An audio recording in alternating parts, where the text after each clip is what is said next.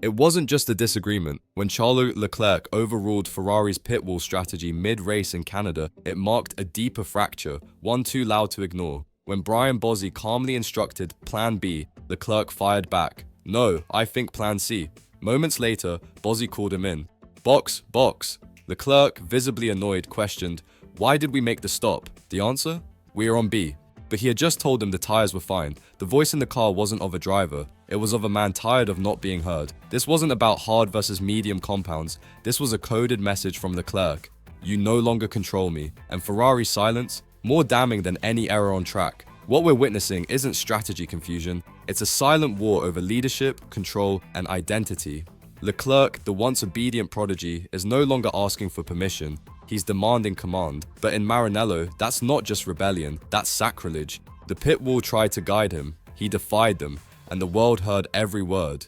Now let's uncover what truly pushed Leclerc to break ranks and how Hamilton's looming presence may have lit the fuse. Since Lewis Hamilton's arrival, Leclerc's status inside Ferrari has shifted, subtly but undeniably. No longer the undisputed leader, no longer the future of the team. Now, he's a reference point, a benchmark, and increasingly, a liability when things go wrong.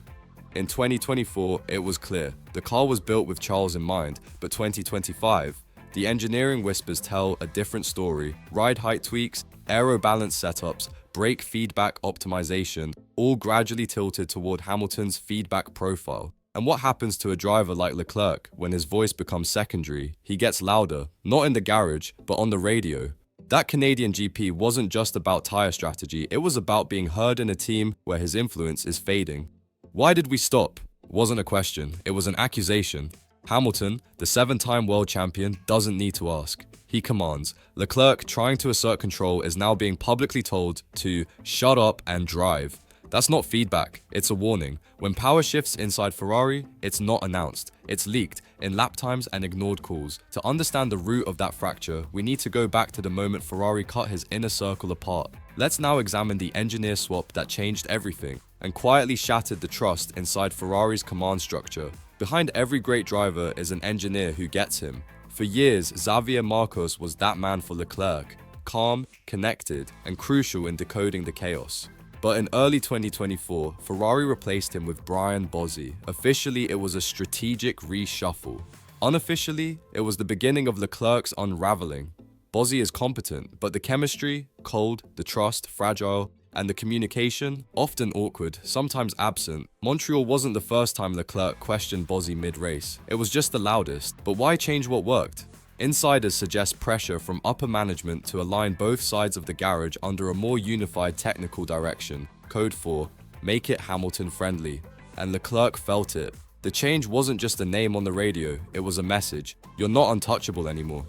When your engineer no longer fights for your voice, you fight through it. What looked like strategic confusion was, in truth, emotional detachment. Engineer and driver no longer speaking the same language. Let's now revisit the crash Ferrari won't publicly address and uncover how that single moment fractured the team's control dynamic. Friday's FP1 in Montreal. Leclerc was flying, top of the timesheets, rhythm building, confidence rising. Then it happened, a miscalculated entry, a violent off, and a session-ending crash. The kind that costs more than bodywork. It drains momentum, shatters confidence, and gives the team a reason to tighten the leash. That crash gave Ferrari an opening. Suddenly, the narrative shifted. We'll handle the strategy, you just drive. Behind the scenes, leadership used the mistake to reassert control. Less input from Leclerc, more top-down decision-making. And that's exactly what triggered the weekend's implosion. Montreal wasn't lost on Sunday, it cracked on Friday when Leclerc lost the right to lead. The pit wall treated the crash as justification to silence him, but Leclerc, cornered, pushed back, on the radio, on tyre choices, on plans B, C, D, whatever would let him claw back control. And when drivers lose trust, they don't whisper. They rebel, lap after lap. One crash, one power shift. Leclerc saw the leash tighten, and he pulled hard to break free. Let's now decode what Ferrari's plans really mean, and why Plan B might as well stand for Plan Boss. Let's do Plan B, Bozzi said. On paper, a simple strategic adjustment. In reality, a coded power play. In Ferrari, these plans aren't just tactical, they're political. Plan B meant following the team's vision. Plan C? That was Leclerc's voice. And when he pushed for it, he wasn't just suggesting a different tire strategy, he was challenging authority. He didn't believe in Plan B, but more importantly, he didn't believe in them. Because deep down, Leclerc's fight wasn't about compounds or stint lengths, it was about trust, eroded, fractured, perhaps beyond repair. The engineers wanted safety, Leclerc wanted risk. The team wanted silence, Leclerc gave them rebellion.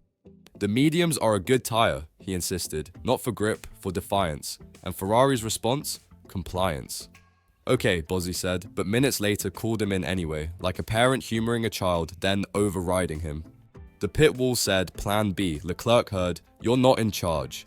Now let's explore the tightrope Fred Vasseur is walking, caught between preserving Hamilton's structured dominance and Leclerc's emotional firestorm. Fred Vasseur isn't managing a team, he's balancing a political minefield. On one side, Lewis Hamilton, methodical, experienced, the 7-time world champion whose word carries weight in every debrief.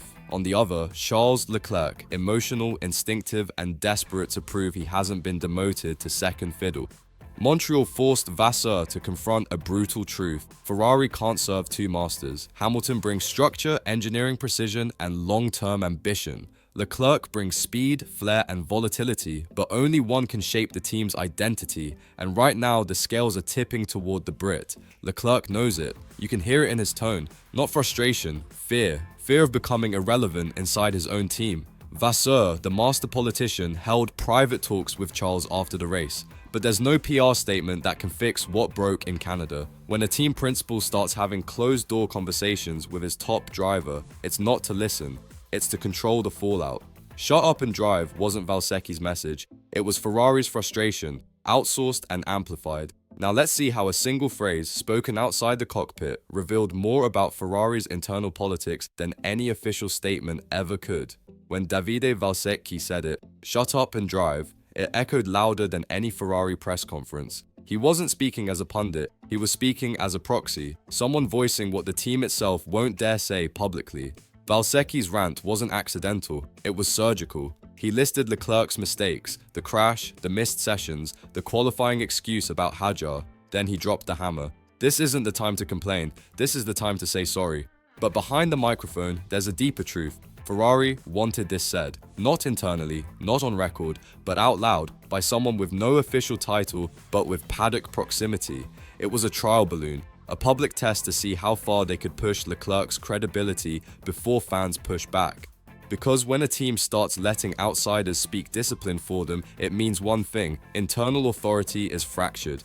Shut up and drive wasn't Valsecchi's message. It was Ferrari's frustration, outsourced and amplified. What Leclerc's body language in Montreal really revealed, and why the silent moments screamed the loudest. After the race, Charles Leclerc's words were careful, but his body language wasn't. Arms crossed, eyes down, shoulders rigid, and that half smile, the kind that doesn't reach the eyes. He spoke of doing the best I could and not having all the information, but it wasn't deflection, it was quiet resignation. Because deep down, Leclerc knows, when a team stops trusting your instincts, they start writing your exit. He didn't explode in front of cameras, that would have been too easy. Instead, he let the silence speak for the broken partnership, the creeping irrelevance, the uncomfortable truth. He's no longer Ferrari's center of gravity. And that's why his defiance over the radio matters so much. It wasn't a tantrum, it was a warning. When Leclerc questions strategy, he's not seeking clarity, he's signaling rebellion. Because in a system built to obey, questioning is revolution. Now the question isn't whether he'll stay loyal to Ferrari, it's whether Ferrari has already given up on him. If you believe the war inside Maranello has only just begun, subscribe. The truth is no longer whispered, it's broadcast at 300 km/h.